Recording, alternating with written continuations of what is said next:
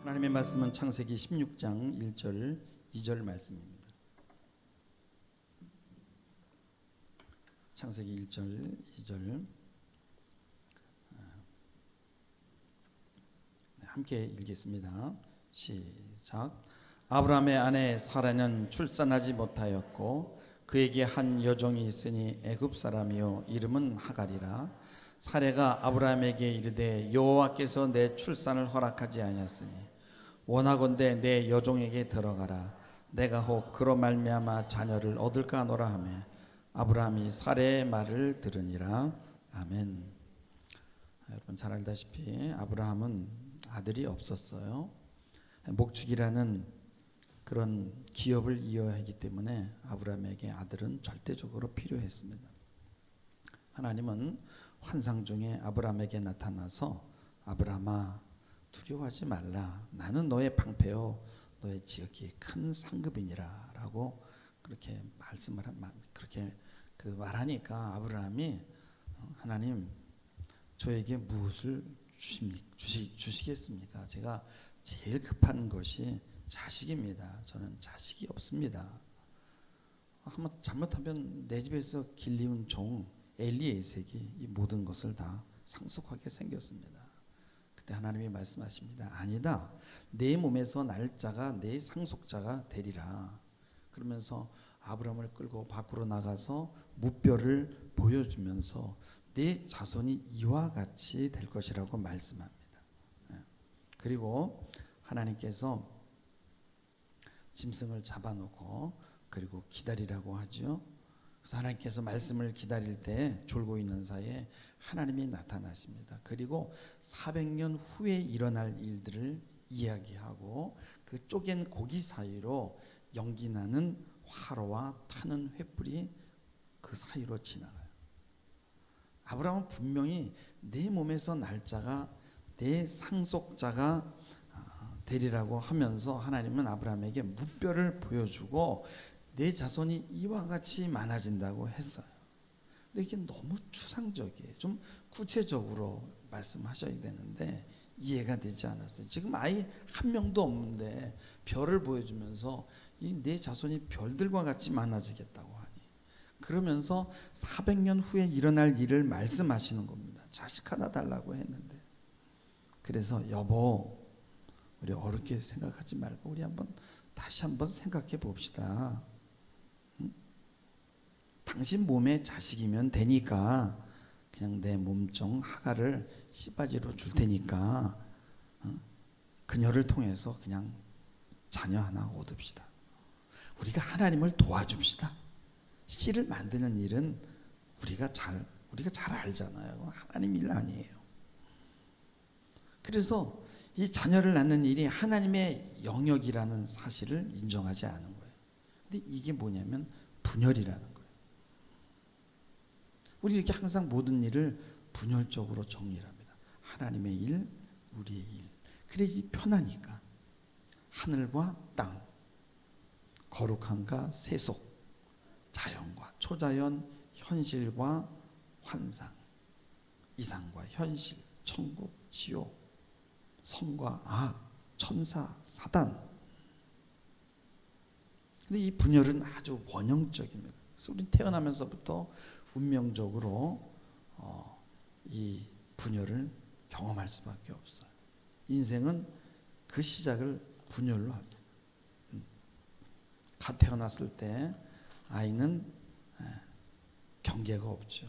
엄마가 나고 내가 엄마인데 이건 정신 분열의 수준입니다.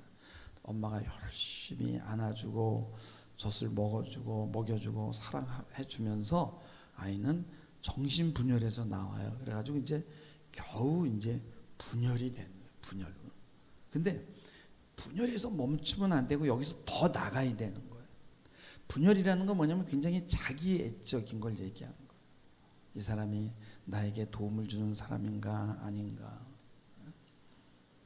나에게 해를 끼칠 사람인가 아닌가, 젖을 물려주고 나를 도와주는 사람이라면요 거기다 엄청난 애착을 줍니다. 그리고 그 상대가 없으면 죽을 것 같다는 생각을 하고 매달리는 거예요. 그리고 나머지는 다 나쁜 사람이 되는 거예요. 이게 바로 분열의 시작이에요. 누가 그런 얘기를 하더라고요. 별거를 했대요. 이혼하려고. 너무 아기를 보고 싶어서 처갓집에 가서 아기를 데려왔는데 아기가 24시간을 울더래요. 그래서 할 수 없이 엄마한테 데려다 줬다는 거예요. 엄마가 아니면 안 되는 거죠. 그래서 나를 도와주는 사람과 나에게 해를 끼치는 사람을 정확하게 분류하는 거예요. 그래야만 안정감을 가질 수 있기 때문에 그런 거예요. 근데 이 상태는 뭐냐면 아직 우리가 인간으로 태어난 것이 아니라는 거예요. 상대를 내가 이용할 수 있느냐 없느냐로 판단하는 거지 상대를 인격적인 존재로 생각하지 않는다는 거예요. 그래서 아기가 엄마를 쫓아다닐 때 그때는 아기의 눈에 엄마는 인격적인 존재가 아닙니다. 그냥 내가 마음대로 사용할 수 있는 사람일 뿐이에요. 그래서 우리 인생의 과제는 이 분열을 통합해내는 거예요. 근데 대부분의 사람들이 이 과정을 통과하지 못합니다. 그냥 유아 시절의 정신 상태로 평생을 살아가는 거예요.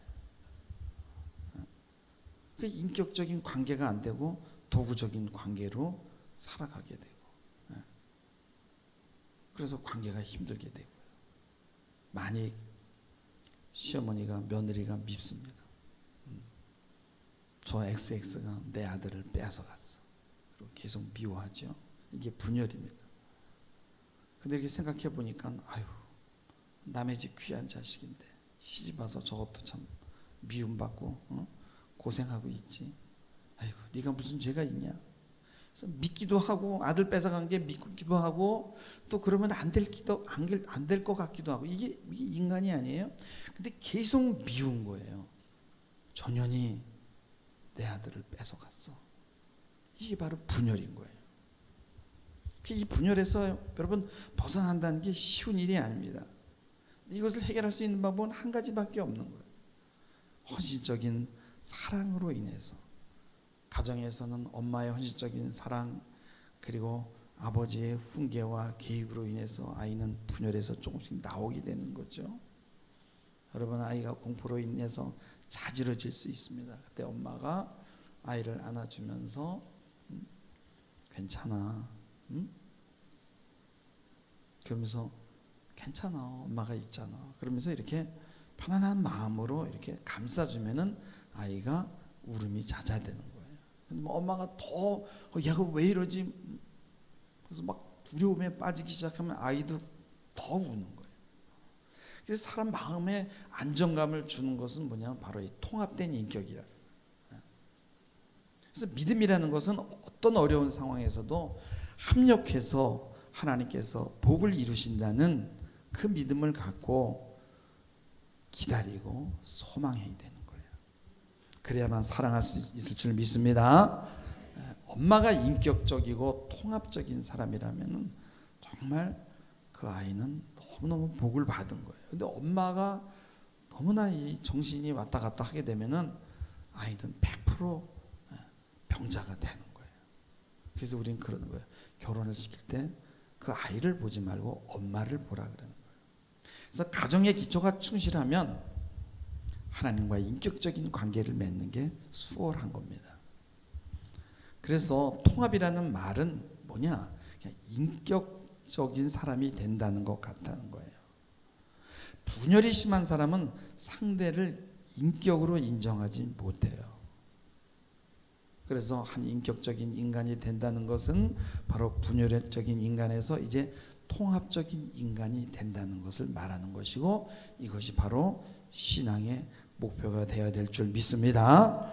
제가 오늘 여러분과 나누고자 하는 것은 바로 이 분열이 신앙의 영역과 세상의 영역에 관한 것을 지금 분열에서 우리가 다루려고 하는 거예요. 이거 어떻게 통합이 될 수 있는가? 왜 이렇게 반문할 수 있어요? 목사님 지금 무슨 이야기 하십니까? 분명히 이 대립적인 영역이 존재합니다. 교회는 세상과 분리되어 있는 영역이 달라요. 그리고 악마의 나라가 어떻게 하나님 나라와 같은 영역이 될 수 있겠어요? 우리는 우리의 영역을 지키기 위해서 싸워야 되고요. 그래야만 승리하지 않겠습니까? 교회와 세상, 신앙과 불신앙, 교회와 교회 밖, 이런 건 분명히 구분돼야 되는 것이 아닙니까? 이 구분 없이 어떻게 신앙생활을 할 수 있습니까? 성경도 이 부분을 구분하고 있지 않나요? 성경에서도 그러잖아요. 마귀를 대적하라.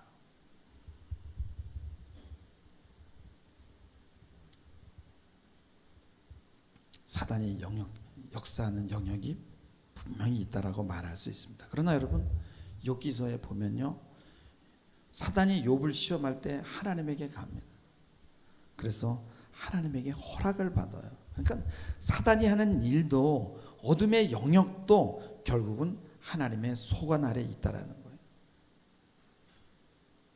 세상 자체도 그리스도의 통치 아래에 있고, 세상은 하나님이 일하는 장소고, 우리에게 복음을 증거해야 되는, 우리가 복음을 증거해야 되는 장소입니다. 교회는 우리의 영역을 차지하기 위해서 세상과 싸워야 되지만은, 그렇게 되면 우리가 너무 축소된 영역 안에 머물게 되는 거예요. 교회가 존재하는 이유는 요한복음 3장 16절에도 말씀하잖아요. 하나님께서 세상을 이처럼 사랑하사. 이 세상도 하나님의 사랑을 받고 하나님에 의해 화해된 세상이라는 사실을 우리는 전해야 되는 거예요. 결국 이 두 영역을 넘어서야 되는 겁니다. 보이는 것과 보이지 않는 것, 보이는 교회와 보이지 않는 교회를 함께 통합해야 되는 거예요. 이것이 바로 사랑의 능력인 것입니다. 그래서 인격적이 된다는 것은 하나님의 마음처럼 되는 거예요.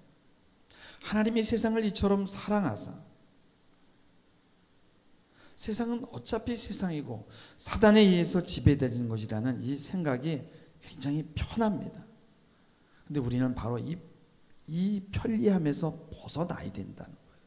우리의 목표는 바로 통합이고 인격적인 사람이 되는 거예요.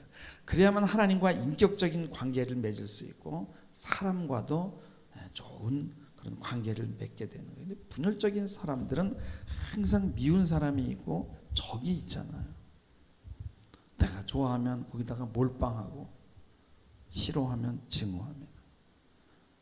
많은 사람들이 이 분열적인 상태로 교회를 다니지만은, 그리고 자기는 영에 속해 있다고 착각을 합니다. 사실은 육적인 거거든요. 그게 영적인 건, 정말 참된 영성이라는 건 뭐냐면 이렇게 통합을 얘기하는 거예요. 그리고 그런 인격을 말하는 거예요. 근데 우리는 하나님의 일과 인간의 일을 자꾸만 분리해요. 하나님의 일은 영적이고 인간의 일은 육적이야. 그래서 회사 나가면서도 죄책감 빠지고 세상에 나가 살면서 자꾸만 죄책에 사로잡혀요. 분열을 시키니까. 그래서 아브라함이 생각한 거예요. 임신하고 애를 낳는 거는 사람의 일이야. 아무리 뭐 하나님이 어쩌고 저쩌고 해도 우리가 도와줘야지.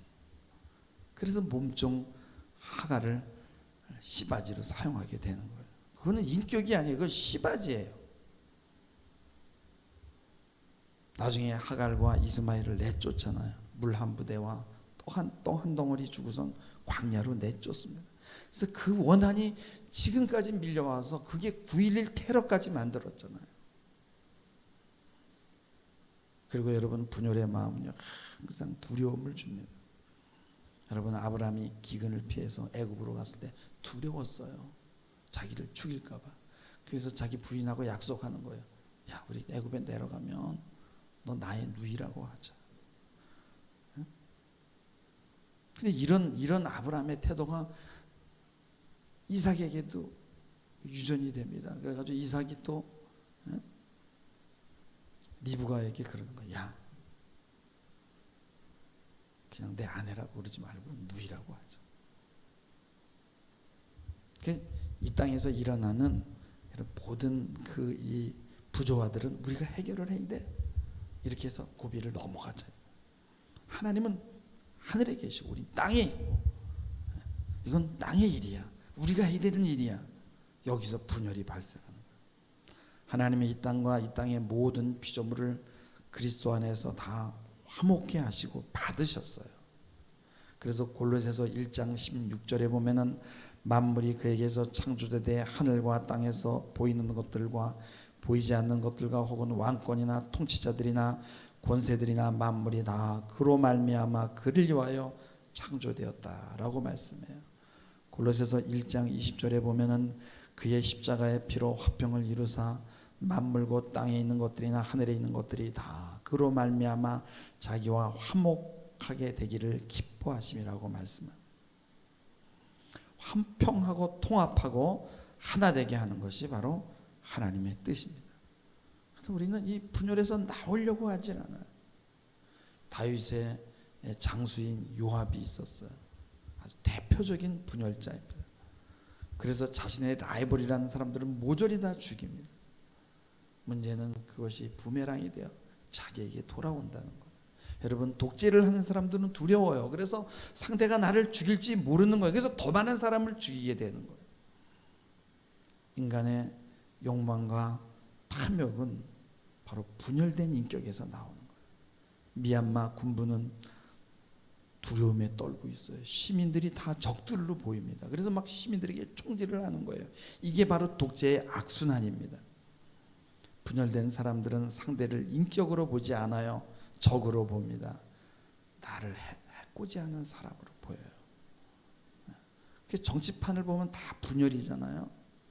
거기에도 보면 그렇잖아요. 백성들도 거기에 보면 내가 좋아하는 사람이 있고 싫어하는 사람이 있어요. 다 좋아도 정말 저 사람만은 아니야. 저 사람 대통령 되면 난 이민 갈 거야. 그런 사람들이 있어요. 그래서 사실 우리 인격 안에서 일어나는 분열을 밖으로 던지는 거예요. 그리고 정치하는 사람들도 뭐예요? 상대를 적으로 규정해요. 그래서 그거 보면 어린아이 싸우는 것 같아요. 얼마나 유치한지 몰라요. 전혀 인격적이지 않아요. 인격적인 사람은요, 대통령 되기 쉽지 않아요. 또 분열은 원망을 만들어내요. 난 손해봤어. 항상 나만 손해봤어. 난 사랑받지 못했어. 내 형제 자매들 중에 난 차별받았어. 난 인격적으로 대우받지 못했어. 이런 마음이 있는 거예요. 제 아는 지인이 장례식장을 갔는데 식구 중에 한 사람이 그 부조 통 위에 올라가 있더라는 거예요. 그래서 비키라 그러니까 이 돈 내 거야. 훔쳐가면 왜 그러냐니까 누가 훔쳐간다 이거예요. 그리고 거기다 구둥이를 깔고 그러니까 다른 사람이 와서 부조를 할 수가 없는 거예요. 그래서 비키기 위해서 부조를 하면 거기서 또 깔고 앉는 거예요. 누가 훔쳐갈까 봐. 항상 억울한 거죠. 그리고 이런 마음들이 계속 나이 들도록 가게 되면 뭐냐면 치매가 오게 되는 거예요. 치매는 뭐야? 항상 다른 사람을 의심하는 거예요. 우리가 조심해야 될 건 뭐냐면 부모 장례식을 치르고 나서는요 반드시 분열이 일어납니다. 왜냐하면 자녀들끼리 서로 막 의심하는 거예요. 재산을 저놈이 다 가져갔다는 둥, 더 가져갈 거라는 둥. 그리고 화평이 깨집니다. 그래서 이 여러분 분열적인 사람들을 보면요 굉장히 힘이 있어 보입니다. 추진력이 있어 보여요. 근데 여러분요 모든 것이 닫히게 되고 축복의 길이 막히게 됩니다. 문제는 이런 분열이 주변 사람들에게, 가족들에게, 자녀들에게 전이가 된다는 거예요. 그래서 정말 신앙의 힘이 필요한 것입니다.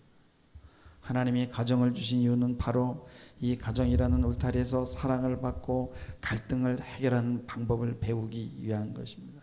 가정에서 희생적인 사랑을 받고 그렇게 인격이 통합된 그런 사람들은요 정말 신앙생활도 잘 감당하게 되는 거예요. 여러분 가정은 교회와 같습니다. 가정에서 분열적으로 자란 사람은 신앙에서도 분열적이기가 쉬워요. 하나님을 두려워하기만 하고요. 사람도 두려워합니다. 그리고 사랑이 무엇인지를 알지 못합니다. 그래서 어수선하고 내 마음이 불안할 때 기도하면서 정말 내 마음을 가라앉히고 요동하지 않는 것이 얼마나 중요한지 모릅니다.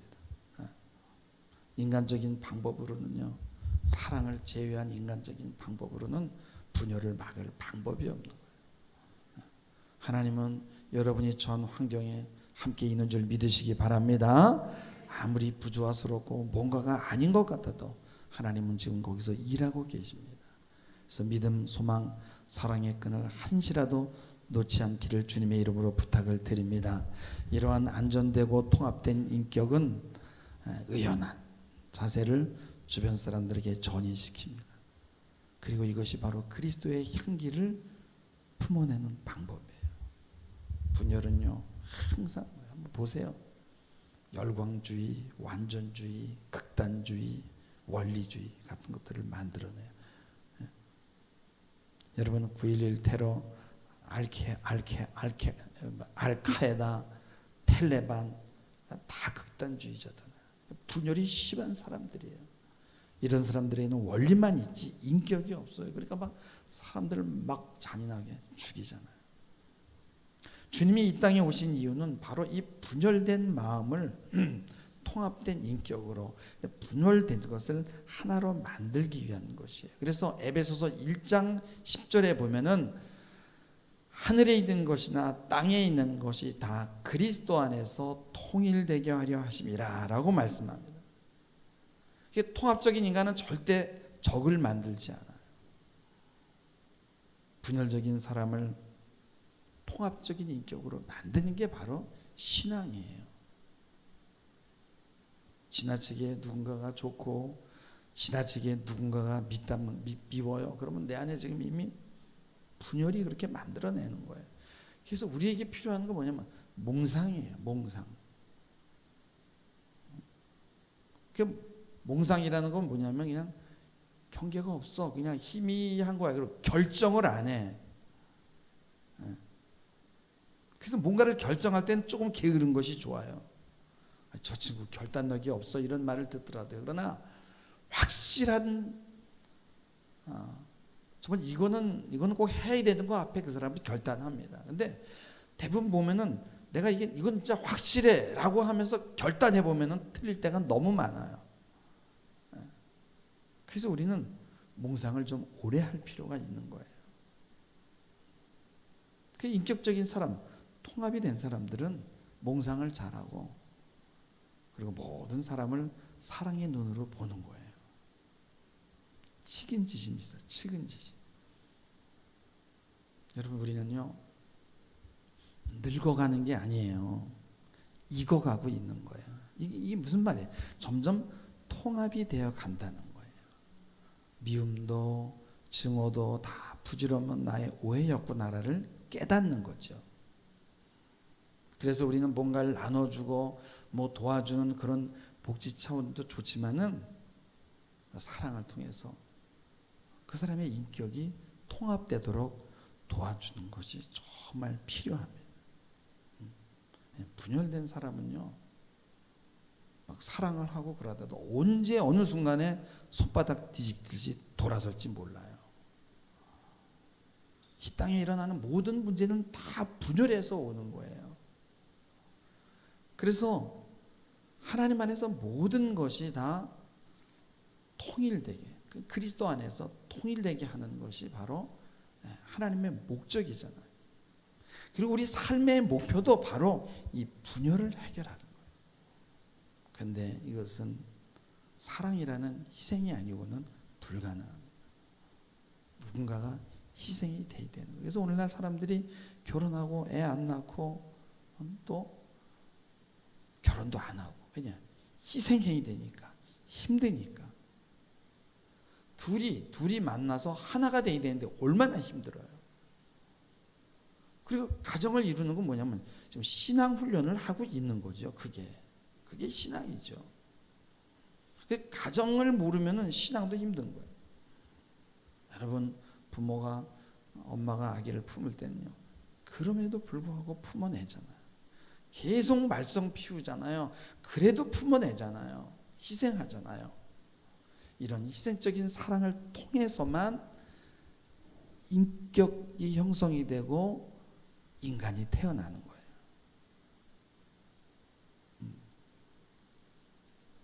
근데 참 이게 어려워요. 그래서 여전히 우리 안에 분열이 있습니다.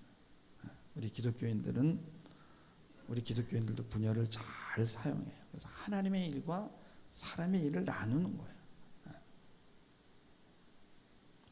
그 본회포라는 독일의 신학자가 이런 말을 했어요.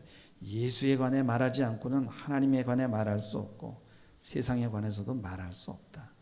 예수 그리스도를 간과한 모든 현실 개념은 추상적이다. 또 세상적이 되지 않고 그리스도교적이 되려고 하거나 혹은 세상을 그리스도 안에서 보고 인식하지 않고 세상적이 되기를 원하는 사람은 예수 그리스도 안에 있는 하나님의 계시를 부정하는 일이다. 여러분, 세상은 여러분들 눈에 너무 커 보이죠. 그리고 기독교는요, 그 바다 가운데, 세상 가운데 둘러싸인 외로운 섬처럼 보이는 거예요. 내가 다니는 회사가 너무 커 보여요. 왜냐하면 현실적으로 이 회사가 나를 먹여 살리는 거예요.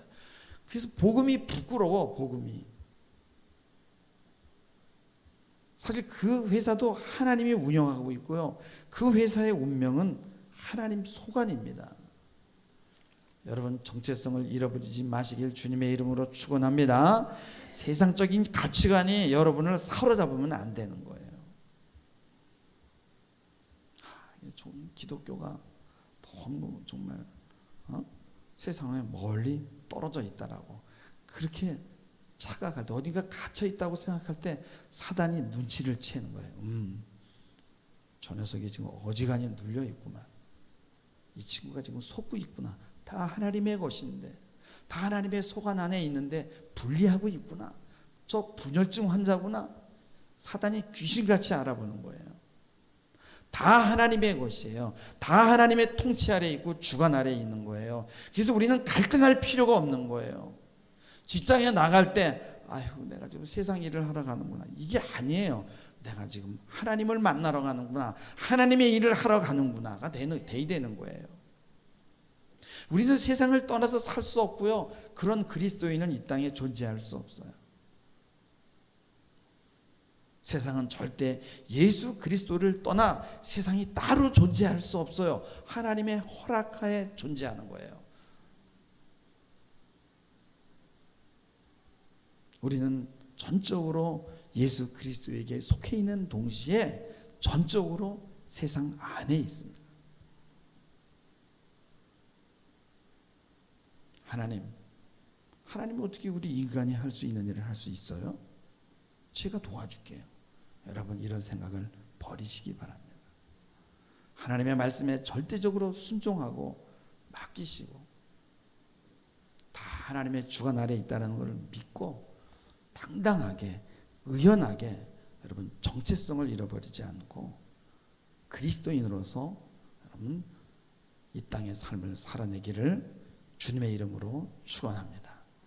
기도하시겠습니다. 하나님 아버지, 이 세상이 너무 크게 보이고 우리를 압도할 때 그 원인이 어디에 있는지 알게 하시고 하나님이 얼마나 크신 분인지 다시 한번 기억하게 하시고 우리의 정체성을 굳게 붙들 수 있도록 은혜 허락하옵소서. 감사하며 예수님의 이름으로 기도하옵나이다.